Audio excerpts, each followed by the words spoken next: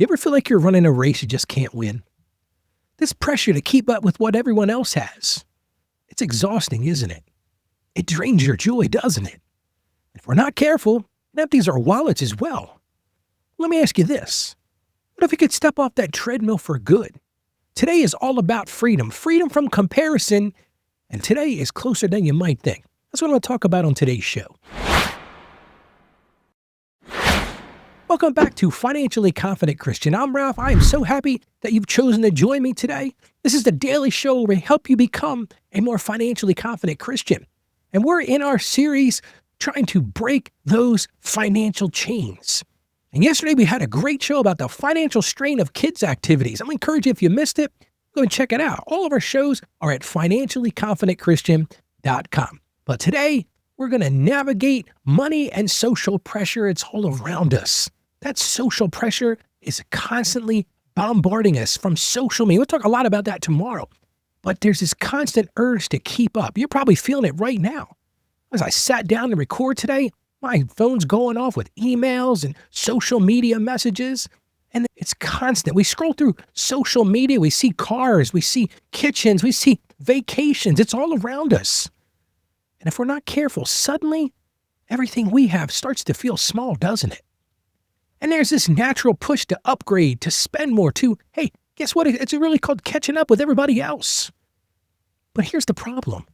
The problem is all of those things, they're just moving targets. And the result of those moving targets, we lose our joy. Our joy is completely stolen. Our budgets are wrecked. And we just feel this constant state of not being enough. Here's the thing I want you to understand from the start today. And I was thinking about when I was preparing for today's show.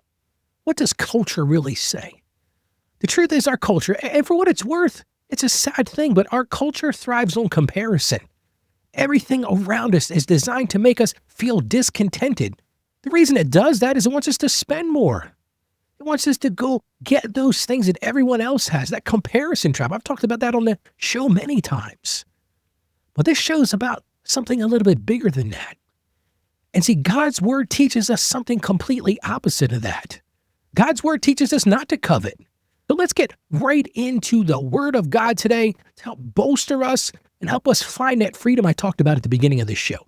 And we're going to go right to the book of Exodus. This is from Exodus chapter 20, verse 17. It says this. Now, I'm going to tell you this is quite direct, but I thought this was perfect for today's show. Again, this is Exodus 20:17. You shall not covet your neighbor's house. You shall not covet your neighbor's wife, or his male or female servant, or his ox or donkey, or anything that belongs to your neighbor. Now listen, in the culture we're in today, I don't know too many people that have oxes or donkeys. I actually live on a farm. I've got some black Angus cows, and a lady across the street from me, pretty sure she's got a donkey over there. But for most people right now, we don't have oxes or donkeys. But it's saying something much deeper than that, isn't it? Not to covet your neighbor's house. Not to constantly compare yourself to that, or compare yourself to the neighbor's wife or their servants or anything else that belongs to them.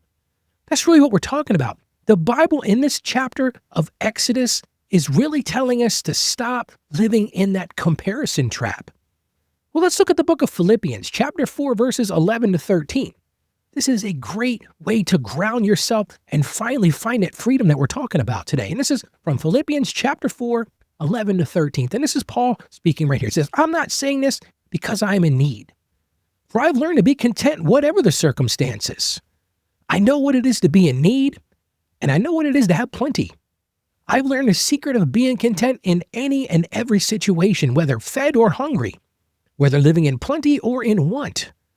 And this is the most beautiful piece of scripture I believe in the Bible. I can do all things through him who strengthens me. What Paul is really talking about is how we can break that comparison trap. Because what is he saying? He knows what it's like to be in need. He knows what it's like to have a lot. And what's the big secret? What is he saying to us? In every situation, whether he's hungry or whether he's well-fed, whether he's got plenty or he is in need, what is he really saying? Look to God. See, that's the problem. When we covet, a lot of people say that's a fancy word, Ralph, coveting. A lot of people say, what does that mean? That is truly the root of this comparison. We're comparing ourselves to others. But here's the thing, and the problem is we're comparing ourselves to others because we feel inadequate. You might be listening to this right now. You're like, Ralph, man, I do feel inadequate some days. Well, here's the freedom piece, the first piece of your freedom journey. Your true strength doesn't come from what you have. It doesn't come from what's sitting in the driveway. It doesn't come from those Instagram vacation pictures. It doesn't come from how much money's in your bank account or in your 401k. Your true strength comes from Christ. It doesn't come from status. That's the first thing we need to understand. If you want to break free and start to break these chains of financial anxiety, specifically today, as we're talking about this comparison trap, you have to understand your true strength doesn't come from your stuff. I want you to hear that today. It doesn't come from your stuff. It comes from Christ, not your status. And it's so easy. Listen, I found myself in this same situation. I'll be sitting there just casually scrolling through Facebook. You may be doing the same thing. You see somebody's vacation post and you're feeling, oh man, I wish I could do that.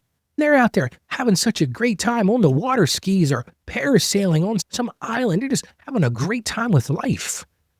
That's that comparison trap. Or maybe you pull up, at your house and next door, your neighbor just got a brand new Corvette. You're thinking, man, I would love to have a Corvette. I'd get this old jalopy in my driveway. And it sparks that urge to upgrade, to compare yourself to that person.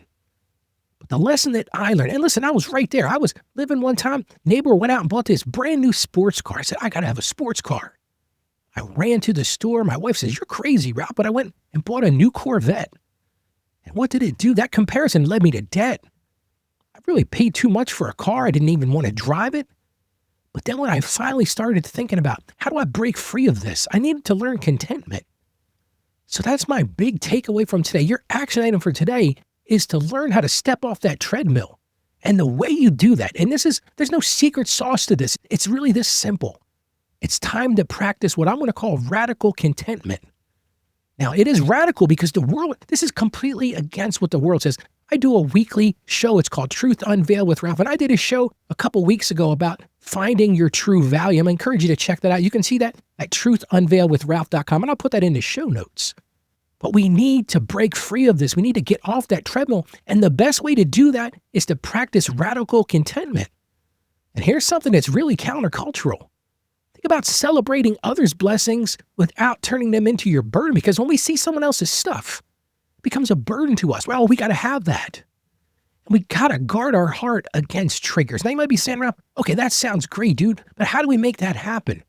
Well, here's your action steps for today. First thing you've got to do, and I've talked about this on the show before, you've got to really sit down and have a heart-to-heart discussion with yourself. Yeah, talk to yourself, but identify those triggers. What triggers these feelings of comparison? What triggers these feelings of I don't have enough? You got to think about unfollowing those accounts. If you're looking at social media and these things are triggering you, stop looking at them. Limit your exposure to them. Because those are the things going to keep you mired on that treadmill of just scrolling. Think about it like this. Think about the analogy, the visual picture here. You're scrolling through social media and all it's doing is making you feel bad about yourself. And the truth is this, social media is designed to do that. Social media is designed to make you feel bad about yourself. Why? So that you can go buy stuff. You spend money with the advertisers, what they're doing on social media in the first place. So that's the first thing. Identify those triggers and stop putting yourself in a position to be surrounded by those triggers all the time. And then I'm going to encourage you to practice joyful affirmation. And that's just thank God for the blessings that you have. And hey, here's something more radical. Have a blessing for others around you. Well, that's so great. I see Ted got a new car. Or maybe you're on social media and you're limiting your exposure a little bit and you see that Jessica's in the islands and having a great time with her family. Well, thank you that Jessica can do that. And then the third thing, and this is another radical step, is it's time to focus on your unique path. Well, how do you do that, Ralph? Write down 2 or 3 blessings that you already have. See, it's so easy to compare ourselves. It's so easy to think that we don't have enough. But how many times do we just sit down and think about all the things that we already have? Write those things down. I've made a practice the last couple of weeks of really every time my foot hits the floor in the morning, I think for just a couple minutes, I think, God, what should I be grateful for today? What are the blessings that I have in my life? And I'm going to challenge you to do the same thing because it will help you get off of that treadmill. It'll help you break that comparison trap and you'll start to find freedom. You'll regain your heart and you'll find peace. How about we pray together right now? Lord God, we just thank you for the unique design for each of us. Lord, it's amazing how much you've made us unique in all of our special ways and our talents and our gifts, Lord. We got to confess right now, Lord, that we do compare ourselves to others. As much as your word tells us not to do it, Lord, we do covet our neighbor's things. Maybe not their donkeys or their oxen, Lord, but we do compare ourselves to them. We covet what they have. So, Lord, right now, we just ask that you would help us to find joy in what other people are blessed with. And help us to find joy in what you've already given us, Lord. Help us to find contentment in what we already have, Lord. And we're just so thankful for you. We're so thankful for that, Lord. And we just ask that you would help keep us rooted in Christ, which really is our true identity. And help us break that comparison culture that's all around us. And Lord, we ask this in confidence. In the name of Jesus, amen. Real freedom comes when you stop chasing enough.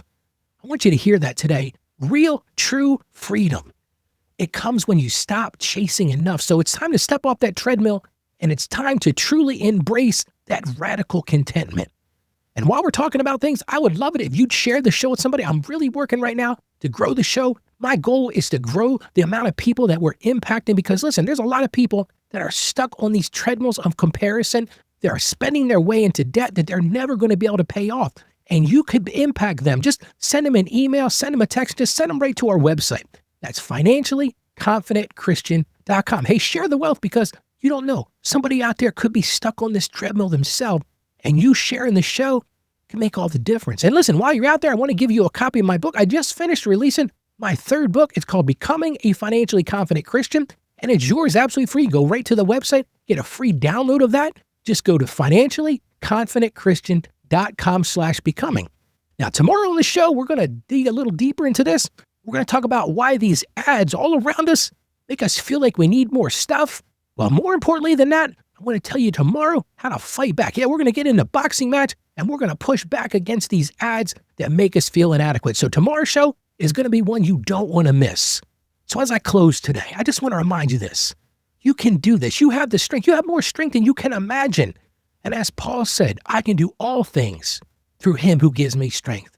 I believe in you. Believe in yourself and go live as a financially confident Christian. God bless you, and you have a great day today.